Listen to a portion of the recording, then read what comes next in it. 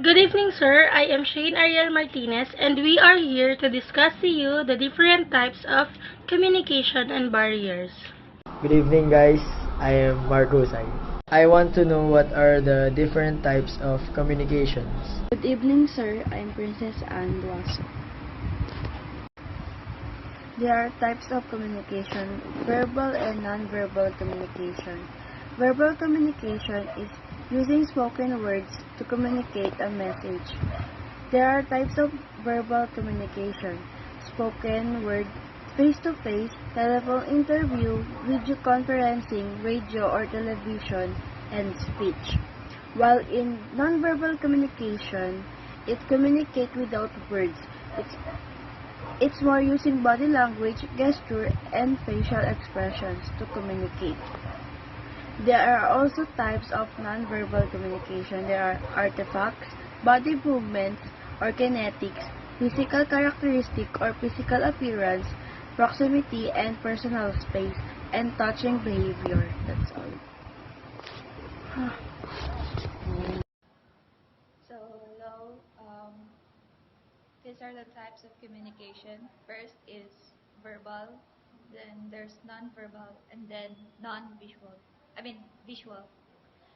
So, verbal communication is the communication through the use of words and voice. And non-verbal communication is communication through bodily languages or gestures. Then visual communication is communication through pictures or images or any other things that we can see. So, yes, that's all. And for the types of communication according to context, we have here interpersonal and intrapersonal communication. Interpersonal communication is communicating with oneself and so one person is involved in it. For example, me, I am reflecting for something, or I am thinking about something I want to do.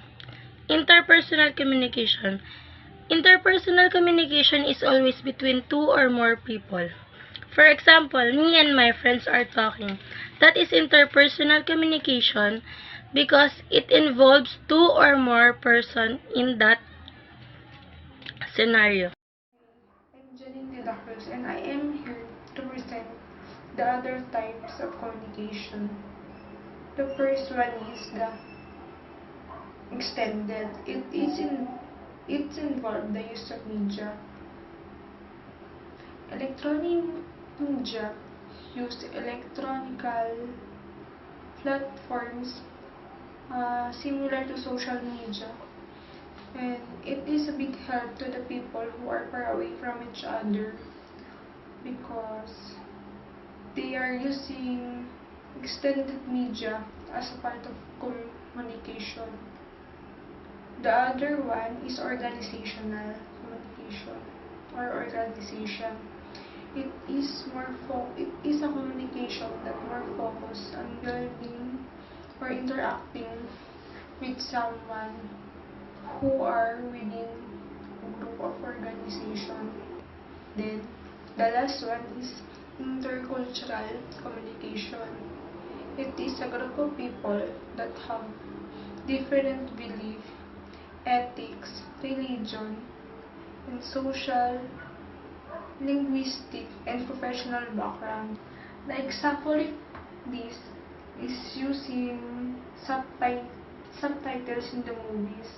For example, K-drama movies. It use subtitles to understand it by the viewers. The signage, example, a Korean restaurant, because many people can't read Korean letters. They using English language or Tagalog to make the people understand what is supposed to mean. Thank you for the wonderful explanation of information regarding the different types of communications. Also, I would like to ask you guys a question with the same context as my first question. What are the different types of communications according to purpose and style? The types of communication according to purpose and style. The first one is the formal communication. The formal communication is one that passes through predefined channels of communication throughout the organization. The second one is the informal communication.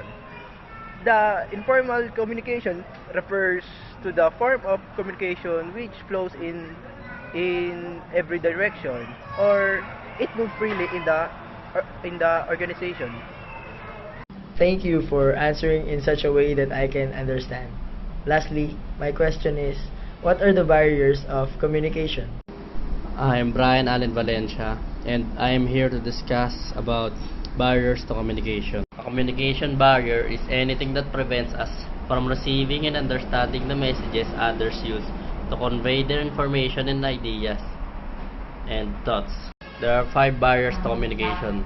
First, originating from the speaker. Second is originating from the environment.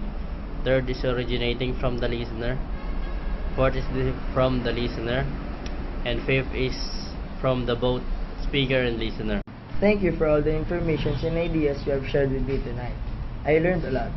I learned the different types of communications depending on its style and purpose. I learned the barriers that are currently affecting us in our everyday lives. And as a person who loves to talk, I learned how to become a great communicator. Thank you. Thank you, Sir Mark, for giving us your time and listening. Chicken feet out. Power!